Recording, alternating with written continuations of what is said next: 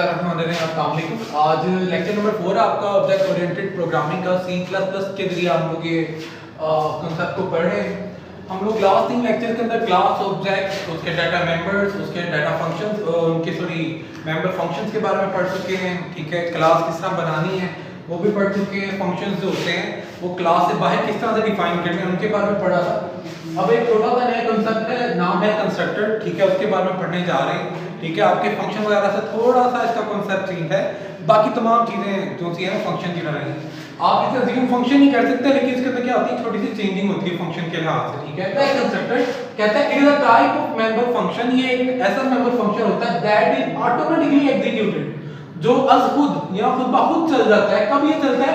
When the object of the class is created.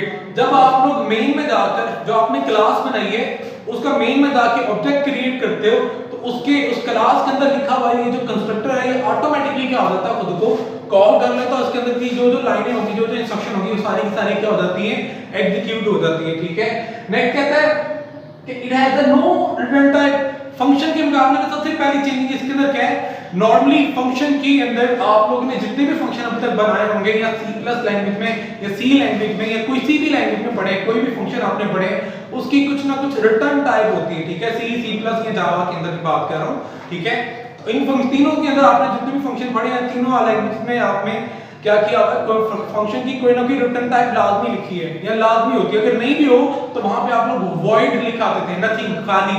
ठीक है, लेकिन उसके मुकाबले में कंस्ट्रक्टर में सबसे पहली चेंजिंग ये है कि फंक्शन के अंदर रिटर्न टाइप लाजमी होती थी, लेकिन कंस्ट्रक्टर की आपके पास रिटर्न टाइप जो है वो लाजमी तौर पर नहीं होती, कतई भी नहीं होती, बिल्कुल भी नहीं होती। ठीक है, it has no return type, return type होती ही नहीं है, यानी कि कंस्ट्रक्टर कभी भी चलने के बाद कोई वैल्यू हमें रिटर्न नहीं करेगा। ठीक है, सेकंड इंपॉर्टेंट चीज कि its name is the same as the class name. जिस तरह का आपने क्लास को अपने नाम दिया हुआ है, तो क्लास आपने बनाई है, अगर क्लास का नाम टेस्ट रखा है तो आपके इस फंक्शन का नाम जिसको आप कंस्ट्रक्टर बोलते हो उसका नाम भी क्या होगा, टेस्ट। अगर स्टूडेंट रखा है स्टूडेंट, अगर आपने मार्क रखा है मार्क, अगर आप लोग ने एम्प्लॉय रखा है तो इसका नाम कंस्ट्रक्टर का नाम भी क्या होगा, एम्प्लॉय। ना कोई स्पेलिंग का डिफरेंस आएगा, कैपिटल है कैपिटल लॉक है, ठीक है, ना ही कोई हेराफेरी और एग्जैक्ट वही नाम आपके क्या होगा, इस फंक्शन का नाम होगा। ठीक है, याद रहे, मैं यहीं पे दो बातें फिर रिपीट करूं क्योंकि सबसे इंपॉर्टेंट बात ये दो है।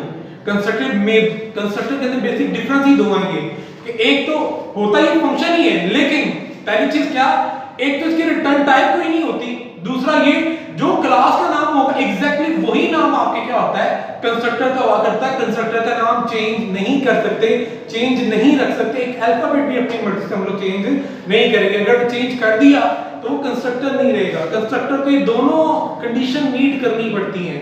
कंडीशन को कोई भी रिटर्न टाइप नहीं रखनी, आपके कंस्ट्रक्टर को कोई भी रिटर्न टाइप नहीं रखनी, कंस्ट्रक्टर का नाम एग्जैक्टली आपके क्लास के नाम की तरह ही होना चाहिए। ठीक है, तीसरी चीज ये कॉमन है कि फंक्शन में जैसे पैरामीटर दे सकते हो, इसी तरह हम लोग यहाँ पे आके कंस्ट्रक्टर होता है इसके अंदर भी पैरामीटर दे सकते हैं। ठीक है, सिर्फ डिफरेंस क्या बता रहा हूँ, एक तो ये रिटर्न टाइप कोई नहीं रखता, यानी कि कोई भी वैल्यू रिटर्न नहीं करेगा। दूसरा क्या कह रहा हूँ कि इसका नाम एग्जैक्टली सेम आपके क्लास के नाम की तरह होता है। ठीक है, आगे चलते हैं। थर्ड पॉइंट है it can't return any value. जैसे कि भी बता रहा था कि कंस्ट्रक्टर कभी भी कोई भी वैल्यू रिटर्न नहीं करेगा, कंस्ट्रक्टर की निशानी होती है। ठीक है, नेक्स्ट कहते हैं it is normally defined in a class. आमतौर पे हम लोग क्या करते हैं, क्लास के अंदर ही बनाते हैं। ठीक है, किस काम के लिए बनाते हैं, आखिर इसका फंक्शन क्या है, और एक तो खुद ब खुद चल रहा है ना, इसका फंक्शन क्या है, फंक्शन ये है कि नॉर्मली जो आपके डाटा मेंबर होते हैं उनको इनिशियलाइज करने के लिए बनाया जाता है। याद रहे, डाटा मेंबर से मुराद वेरिएबल्स होती है। ठीक है, हमने पहली बार भी डिस्कस किया है। याद रहे कि जो आप लोग वेरिएबल बनाते हो वो रैम में कहीं ना कहीं जाके जगह ऑक्यूपाई करते हैं। अब कभी भी ऐसा नहीं होता कि रैम खाली पड़ी हो, रैम के अंदर प्रीवियस डाटा जो होता है आपका कहीं ना कहीं स्टोर पड़ा होता है। ठीक है, तो उसके अंदर क्या होगा, आपने जो वेरिएबल क्रिएट किया है, वेरिएबल ने जाके जो जगह घेरी ऑक्यूपाई की है, वहां पे कुछ ना कुछ वैल्यू पड़ी है, वो वैल्यू उस वेरिएबल को असाइन है। यानी कि अगर आपने वेरिएबल बना दी है, उसे वैल्यू कोई भी नहीं दी, स्टिल उसे प्रिंट कराओगे तो कुछ ना कुछ वैल्यू प्रिंट हो जाएगी। ऐसी वैल्यू को हम लोग गार्बेज वैल्यू कहते हैं, ठीक है। तो ये वो वैल्यू होती है गार्बेज, जो हमें चाहिए ही नहीं, बेकार वैल्यू, हमारी मर्जी से नहीं रखी है, ना हमारे प्रोग्राम का हिस्सा है, इसलिए हमारे पास ये क्या होती है, गार्बेज वैल्यू। तो हमने क्या करना है, अपने प्रोग्राम को, अपने फंक्शन को, अपनी क्लासेस को, अपने ओवरऑल सारे के सारे सॉफ्टवेयर को इन गार्बेज वैल्यू से बचाना होता है। किस तरह से, उसे कोई ना कोई वैल्यू देके उसे इनिशियलाइज करना होता है, ठीक है। तो नॉर्मली कंस्ट्रक्टर को इसी काम के लिए बनाते हैं कि जो हमारे डाटा मेंबर हैं, जो हमारे वेरिएबल्स हैं, जो हमने पीछे क्लास के अंदर बनाए हैं, पब्लिक के अंदर बना के आ रहे हैं, अपने वेरिएबल्स को, अपने डाटा मेंबर्स को, उसको कोई ना कोई वैल्यू देके क्या कर दें, इनिशियलाइज कर दें, ठीक है। इसका सिंटैक्स देख लेते हैं। लिखने का तरीका क्या है, ये इतना लंबा चौड़ा बस आपको समझाने के लिए लिखा है, बस बेसिकली छोटी सी बात है कि यहाँ पे नाम आएगा, लिखा मैंने क्या है, class name as constructor name, ठीक है। जो आपके क्लास का नाम होगा उसी को एज अ कंस्ट्रक्टर नेम यहाँ पे यूज करेंगे, ठीक है। इतनी लंबी लाइन का बस ये मतलब है। आप लोग सिंपली यहाँ पे आइडेंटिफायर में लिख सकते हो, जब सिंटैक्स की हेडिंग दो कि सबसे पहले कि नाम आएगा, ठीक है। नाम क्या होगा, एग्जैक्टली वही होगा जो आपके क्या होगा, ऊपर क्लास का नाम होगा, ठीक है। और बॉडी के अंदर आप लोग क्या करते हैं, नॉर्मली हम लोग क्या करते हैं, बॉडी में इनिशियलाइज करते हैं किनको, वेरिएबल्स को। तो बॉडी में नॉर्मली वेरिएबल इनिशियलाइज किए जाते हैं, लेकिन अगर आपके दिल में ये क्वेश्चन है तो सर क्या कुछ और भी लिख सकते हैं, तो जवाब है हाँ। आप कुछ प्रिंट कराना चाहते हो, प्रिंट भी करा सकते हो। आप कोई और फंक्शन परफॉर्म कराना चाहते हो, वो और फंक्शन भी परफॉर्म करा देते हो। नॉर्मली हमारा ये जनरली हम लोग क्या करते हैं, कंस्ट्रक्टर से अपने वेरिएबल को इनिशियलाइज कराते हैं। खास तौर पर यहाँ सिर्फ और सिर्फ इनिशियलाइज कराना मकसद नहीं होता, आप जो चाहो वो वाली फंक्शनैलिटीज में लिख सकते हो, चल भी जाएगा, ठीक है। लेकिन एक्चुअली क्या किया गया, वैसे नॉर्मली इसी काम के लिए बनाया है कि जो आपने वेरिएबल पब्लिक सेक्टर में क्लास के पब्लिक वाले पार्ट में लिखे हैं उनको इनिशियलाइज कर दिया जाए। एक छोटी सी एग्जांपल दी है आपके पास, ठीक है। इससे रिलेटेड पीछे जो आप एग्जांपल पढ़ के उससे रिलेटेड ही, ठीक है। दो प्री प्रोसेसर डायरेक्टिव, उनके अंदर दो हेडर फाइल है, ठीक है। C+ लैंग्वेज होगी तो IO स्ट्रीम लिखते हो आप लोग, ठीक है। अगर C लैंग्वेज होगी तो हम लोग यहाँ पे क्या लिखते हैं, आपके पास standard input output, STDIO, studio.h जिसे भी बोलते हो आप लोग, ठीक है। नीचे console input output header file, नीचे क्या की क्लास बनाई, क्लास का नाम क्या रखा, टेस्ट, ठीक है। क्लास के अंदर सबसे पहले प्राइवेट वाला पार्ट लिखते हो। प्राइवेट में नॉर्मली आप लोग क्या करते हैं, हमेशा डाटा मेंबर लिखते हो, यानी कि वेरिएबल। तो मैंने प्राइवेट के अंदर क्या किया, एक वेरिएबल लिख दिया, कौन सा है, ठीक है, वेरिएबल को डिक्लेयर कर दिया, ठीक है। उसके बाद पब्लिक वाला पार्ट स्टार्ट किया। पब्लिक में क्या किया, देखिए मैंने एक फंक्शन बनाया, ठीक है। अब ये फंक्शन उस वक्त कंस्ट्रक्टर कहलाएगा जब ये दो कंडीशनें मीट करेगा। पहली वाली, इसकी कोई रिटर्न टाइप नहीं होनी चाहिए, तो देखिए नाम से पहले कुछ भी नहीं लिखा, इसकी कोई भी रिटर्न टाइप हमारे पास यहाँ पर नहीं है। दूसरी क्या थी कि एग्जैक्टली वही नाम होना चाहिए जो आपकी क्लास का नाम है। तो क्लास का नाम टेस्ट है, तो इसका नाम भी क्या रख दिया हमने, टेस्ट रख दिया। तो इसलिए अब ये क्या कहलाएगा, फंक्शन नहीं, ये हमारे पास कंस्ट्रक्टर कहलाएगा, ठीक है। फिर हमने इसके अंदर ये भी पॉइंट पढ़ा कि नॉर्मली कंस्ट्रक्टर में क्या करते हो, वेरिएबल इनिशियलाइज करते हो। ये हमारा वेरिएबल था, ये मैंने इसे 0 वैल्यू देके इनिशियलाइज कर दिया, ठीक है, स्टार्ट में, ताकि इसे खाली कर दें, इसके अंदर कोई गार्बेज वैल्यू ना रहे। तो ये मेरा कंस्ट्रक्टर। इसके बाद मैंने नीचे एक और फंक्शन लिखा है, ठीक है। देखिए इसकी रिटर्न टाइप है, रिटर्न टाइप फंक्शन की होती है, तो इसकी रिटर्न टाइप भी है। और देखिए इसका नाम क्या है, क्लास के नाम की तरह नहीं है। अगर इसकी रिटर्न टाइप ना होती और क्लास वाला ही नाम होता तो ये कंस्ट्रक्टर कहलाता है। इस वक्त ये कंस्ट्रक्टर नहीं, ये एक सिंपल नॉर्मल फंक्शन कहलाएगा। शो के नाम से एक फंक्शन बनाया और क्या किया, इस n की वैल्यूज को हमने क्या कर ली, यहाँ पर डिस्प्ले करवा दी, ठीक है।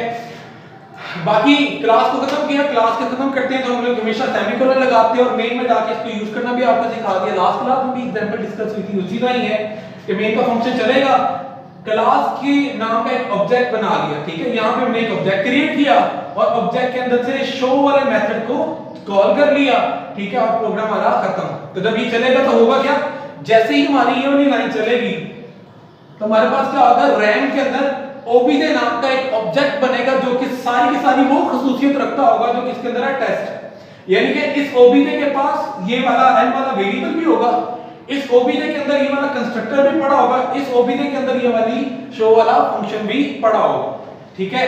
अब होगा क्या, जैसे ही लाइन चली हम पीछे पढ़ के a type of member function that is automatically executed, कब, जब ऑब्जेक्ट आपका क्रिएट किया जाता है। तो ये लाइन पे ऑब्जेक्ट क्रिएट हो रहा है ना, तो ये वाला जो आपका कंस्ट्रक्टर है इसी वक्त जैसे ये लाइन लिखोगे ऑटोमेटिकली वाला पार्ट भी क्या हो जाएगा, एग्जीक्यूट। इट मीन जैसे ही हम लोग ऑब्जेक्ट क्रिएट करते हैं दो चीजें चलेंगी।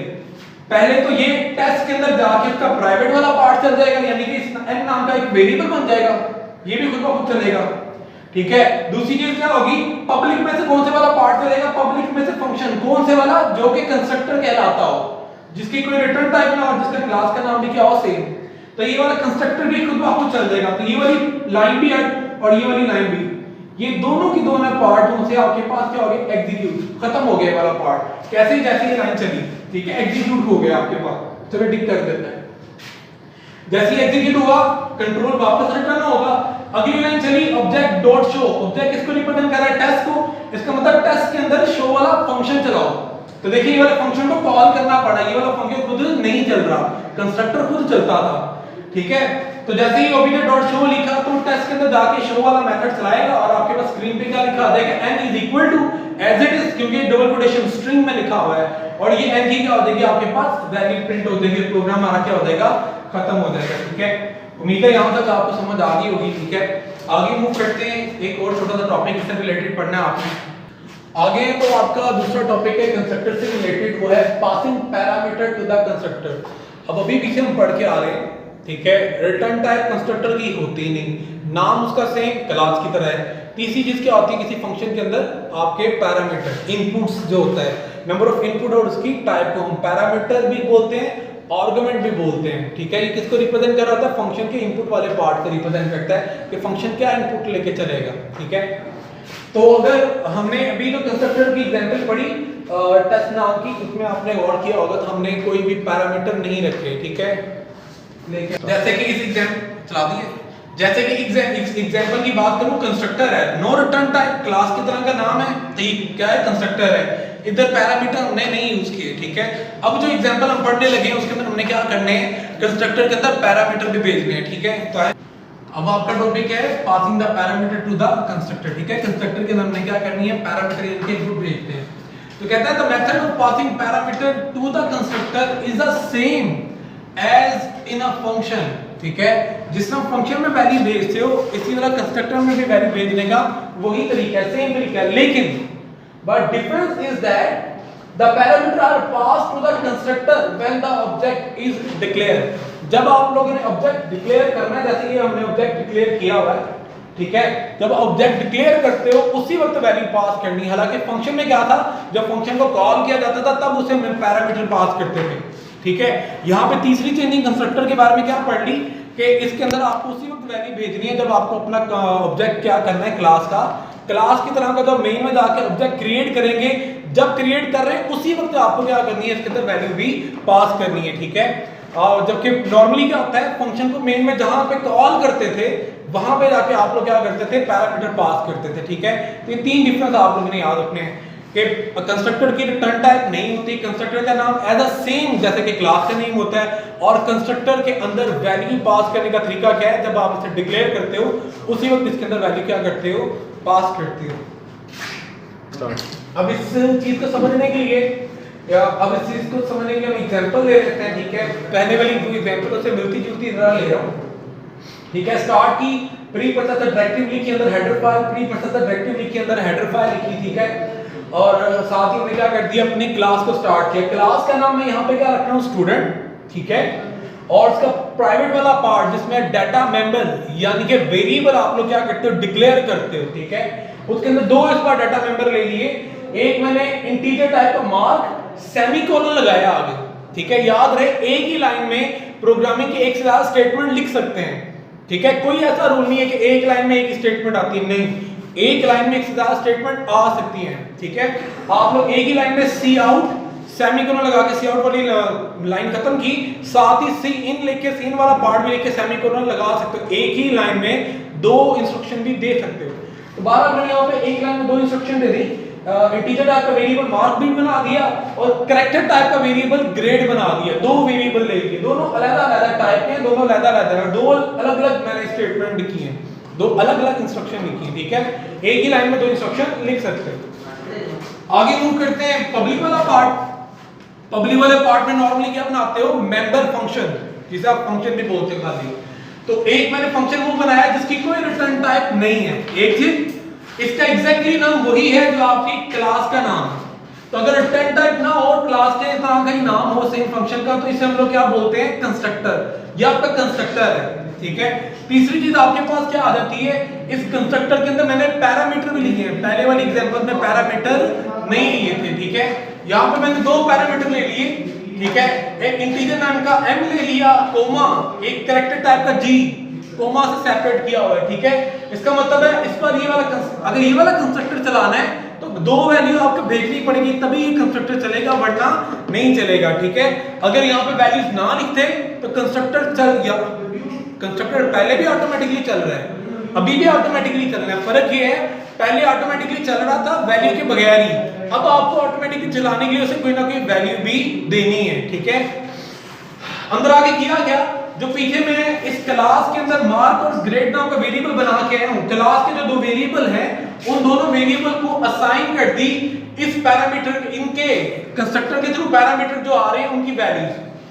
m आके अपनी वैल्यू मार्क को दे देगा, g आके अपनी वैल्यू ग्रेड को, यानी कि ऑब्जेक्ट जो मेन में जाके बनाएंगे, मेन में जो दो वैल्यू भेजेंगे ये उन दोनों वैल्यू को रिसीव करेंगे और उन दोनों वैल्यूज को कहां पे ट्रांसफर कर देंगे, मार्क और ग्रेड इन दोनों वेरिएबल में ट्रांसफर कर देंगे, ठीक है। कंस्ट्रक्टर खत्म, आगे एक और फंक्शन बनाया इस बार क्योंकि इसकी रिटर्न टाइम है, ठीक है। तो यहाँ पे हमने कंस्ट्रक्टर आपके पास क्या किया, फंक्शन बनाया शो के नाम से, और उसके अंदर मैंने क्या कर दिया है, मार्क और ग्रेड वेरिएबल को डिस्प्ले करवा दिया, ठीक है। यहाँ पे मेरे फंक्शन खत्म, क्लास खत्म करके सेमीकोलन मेन का फंक्शन स्टार्ट कर लिया। मेन में देखो अब उसी तरह ही ऑब्जेक्ट बनाया जैसे पहले बनाया था, स्टूडेंट और आगे एस लिख दिया। तो आप लोग पहले भी इतना काम करते रहे हो, ठीक है। ये ऑब्जेक्ट बनाने का तरीका पहले भी पढ़ा है कि यहां से क्या होता था, ऑब्जेक्ट बन जाता था, ठीक है, ऑब्जेक्ट बनता था, कंस्ट्रक्टर भी चल जाता था।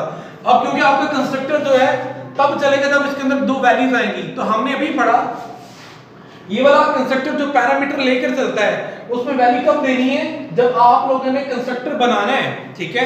जहां पे कंस्ट्रक्टर को क्रिएट करना उसी में वैल्यू पास करनी है। इट मीन आपको यहां पे क्या करना पड़ेगा, वैल्यूज को पास करना पड़ेगा। तो मैं दो वैल्यू भेजता हूं, भेजने का तरीका क्या होगा आपके पास, इस कंस्ट्रक्टर में पहली वैल्यू इंटीजर टाइप की आनी चाहिए, तो यहां पे मैं इंटीजर वेरिएबल लिख देते हैं या वैल्यू लिख देते हैं, मैं डायरेक्ट वैल्यू लिख देता हूं, 70 पास कर देते हैं। 70 किसको आगे मिल जाएगा, m को, ठीक है। आगे कैरेक्टर वैल्यू भेजनी है, कैरेक्टर वैल्यू को लिखने का तरीका आपने क्या पढ़ा हुआ है, सिंगल कोटेशन में कोई सा एक अल्फाबेट लिख दो, वो कैरेक्टर कहलाता है। तो मैं यहाँ पे क्या करता हूँ, ये कैरेक्टर वैल्यू भेज देता हूँ, तो ये 70 जाके मिल जाएगा स्टूडेंट नाम को। स्टूडेंट नाम की क्या होगा, क्लास के अंदर ये दोनों वैल्यू पास होंगी, ठीक है। अब ये लाइन चलेगी तो एक्चुअली होना क्या है, जैसे ही आपकी ये लाइन चली, ठीक है, सबसे पहले क्या होगा, एस जो है, एस नाम का आपके पास क्या होगा, एक ऑब्जेक्ट क्रिएट होगा रैंक के अंदर, और स्टूडेंट की तमाम तर चीजें एस को मिल जाएंगी, ठीक है। क्या क्या मिलेगा, इस एस के अंदर मार्क और ग्रेड नाम का वेरिएबल भी आ जाएगा, इस एस के अंदर ये स्टूडेंट नाम का कंस्ट्रक्टर भी आ गया, इस एस के अंदर शो नाम का फंक्शन भी आ गया, सारी चीजें मिल गई, ठीक है। साथ ही साथ इस लाइन के चलते दो और काम होंगे, एक तो आपका प्राइवेट वाला पार्ट भी क्या हो जाएगा, उसी वक्त एग्जीक्यूट हो जाएगा, यानी कि जैसे ही लाइन लिखी आपके पास रैम के अंदर फौरन मार्क नाम का एस नाम का एक ऑब्जेक्ट क्रिएट होगा। ये एस किसको रिप्रेजेंट कर रहा है, स्टूडेंट को रिप्रेजेंट कर रहा है, ठीक है, याद रहे स्टूडेंट को। तो अब जैसे ये लाइन चलेगी आपके पास एक तो रैम के अंदर एस नाम का एक ऑब्जेक्ट क्रिएट होगा, और जो जो कुछ एस स्टूडेंट के पास है वो एस को भी मिल जाएगा। क्या क्या मिलेगा, जैसे ही लाइन चली आपके पास एक तो प्राइवेट वाला पार्ट भी सारा क्या हो जाएगा, एग्जीक्यूट, यानी कि मार्क नाम का वेरिएबल भी एस के अंदर बन जाएगा, क्योंकि एस स्टूडेंट को रिप्रेजेंट कर रहा है, स्टूडेंट के अंदर मार्क और ग्रेड दोनों वेरिएबल है, ये दोनों ही वेरिएबल आपके पास क्या हो जाएंगे, क्रिएट हो जाएंगे, ठीक है। दूसरा क्या काम होगा, कंस्ट्रक्टर अगर है कोई तो वो भी लाजमी तौर पर चलता है। तो नीचे आप कंस्ट्रक्टर पढ़ा हुआ है, हाँ जी ये कंस्ट्रक्टर पढ़ा हुआ है, ये भी क्या हो जाएगा, एग्जीक्यूट, ठीक है। वेरिएबल भी एग्जीक्यूट हो जाएंगे आपके और कंस्ट्रक्टर भी, तो इसके अंदर आपके पास कंस्ट्रक्टर भी चल पड़ेगा इसके अंदर, ठीक है, स्टूडेंट वाला। लेकिन यहाँ पे आपने कंस्ट्रक्टर में क्या किया, दो वैल्यू मांगी है, तो जब तक दो वैल्यू नहीं मिलेगी वाला कंस्ट्रक्टर नहीं चल पाएगा। उसके लिए हमने क्या किया, जहां पे कंस्ट्रक्टर को डिक्लेयर किया है वहीं पे आपको क्या करनी पड़ती है, वैल्यू। फंक्शन में क्या करते हो, जहां पे कॉल करते थे वहां देते थे, लेकिन कंस्ट्रक्टर को क्या करना, जहां पे डिक्लेयर करते हो ऑब्जेक्ट को वहीं पे आप लोग क्या करते हो, वैल्यू देते हो। तो मैंने एक इंटीजर वैल्यू भेज दी 70 और एक कैरेक्टर टाइप का वेरिएबल कैरेक्टर टाइप की वैल्यू a भेज दी। 70 जाके मिल गया m को, ए जाके मिल गया जी को, तो आपके पास क्या होगा, इसके एम के अंदर 70 और इसके जी के अंदर जाके ए स्टोर होगा, ठीक है। साथ ही साथ अगली जब इसकी बॉडी एग्जीक्यूट होगी, एम की वैल्यू मार्क को ट्रांसफर हो जाएगी, यानी कि मार्क के पास भी 70 आ जाएगा और जी की वैल्यू ए है जो सी वो ग्रेड को साइन हो जाएगी, यानी कि ग्रेड के पास क्या आ जाएगा, ए आ जाएगा, ठीक है। जैसे ही वेरिएबल वाला पार्ट चल गया, कंस्ट्रक्टर आपका एग्जीक्यूट हो गया, कंट्रोल वापस दोबारा मेन में, ये लाइन एग्जीक्यूशन की पूरी होगी, अगली लाइन एग्जीक्यूट होगी। अगली लाइन में क्या हुआ, एस जो कि स्टूडेंट को रिप्रेजेंट कर रहा है, उसके अंदर फंक्शन जो है शो नाम का वो चलाना है, ठीक है, उसे कॉल किया, तो स्टूडेंट के अंदर गेट शो नाम का ये फंक्शन है, इसे हमने क्या कर दिया, एग्जीक्यूट, ठीक है। जैसे ही एग्जीक्यूट हुआ, सी आउट हमने बात की थी, डबल कोटेशन में जो लिखा होगा आपके पास एज इट इज डिस्प्ले होता है, तो डबल कोटेशन में लिखा हुआ है the mark is as it is display, ठीक है। पहली इंसर्शन कंप्लीट, आगे इंसर्शन के बाद क्या लिखा है, मार्क डबल कोटेशन के बगैर, ये मार्क डबल कोटेशन के बगैर है, तो वेरिएबल कंसीडर होगा और क्या करेगा, मार्क की वैल्यू जो कि हमारे पास क्या 70 वो यहां पे डिस्प्ले करवा देगा, ठीक है। नेक्स्ट लाइन फिर एग्जीक्यूट हुई, पहले स्ट्रिंग डिस्प्ले होगी, string as it is display होती है, तो यहां पे क्या आ जाएगा, दी ग्रेड इज, और आगे ग्रेड की वैल्यू हमारे पास क्या, ए प्रिंट हो गया, ठीक है। बॉडी खत्म, जैसे ही फंक्शन की बॉडी खत्म, कंट्रोल वापस इधर आ गया और अगली लाइन चली गेट्स की, और आपके पास ये फंक्शन क्या हो जाएगा, मेन फंक्शन भी खत्म, ये आपके पास क्या आ जाएगी, इसकी आउटपुट, ठीक है। उम्मीद है सारी समझ आ गई होगी। यहाँ तक कोई मसला हो, कोई क्वेश्चन पूछना हो तो आप मुझसे कमेंट में पूछ सकते हैं, ठीक है, मुझसे रब्ता कर सकते हैं। अल्लाह हाफ़िज़।